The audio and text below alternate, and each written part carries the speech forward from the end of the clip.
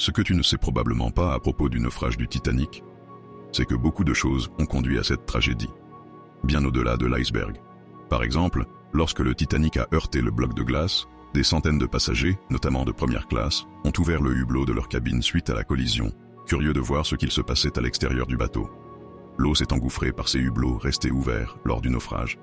On peut se demander si le navire serait resté à flot plus longtemps si tous les hublots étaient restés fermés, permettant ainsi aux Carpathia venus à leur secours d'arriver à temps.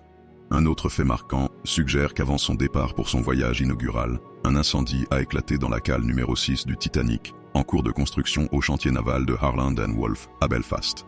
Cet incendie a été assez sérieux et aurait duré plusieurs jours, en raison d'un feu qui aurait pris dans un stock de charbon. L'un des points de débat est de savoir si cet incendie aurait pu avoir un impact direct sur la catastrophe. Selon certains experts, le feu a affaibli une partie de la coque du navire, ainsi que les rivets, en particulier le côté bâbord, qui est le côté où l'iceberg a frappé. L'incendie a probablement affaibli une portion du métal, ce qui aurait facilité la rupture de la coque lors de la collision avec l'iceberg. Il faut également savoir que lorsque le premier officier, William Murdoch, a repéré l'iceberg, l'équipage avait largement le temps de s'organiser pour éviter la collision. Mais l'ordre de Murdoch, à tribord toute, a été mal interprété par le timonier qui, au lieu de tourner la barre vers la gauche, l'a braqué à droite.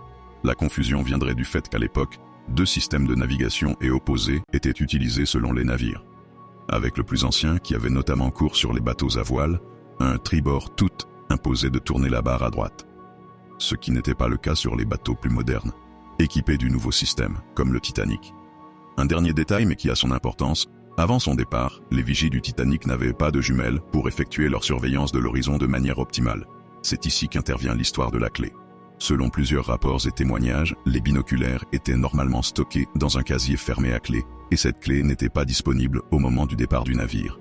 Le garde-clé des jumelles, un membre de l'équipage, n'était pas à bord au moment où le Titanic a quitté Southampton pour son voyage inaugural. En conséquence, les vigies étaient privés de cet outil crucial, qui aurait peut-être permis de repérer l'iceberg plus tôt, offrant ainsi plus de temps pour manœuvrer et éviter la collision fatale.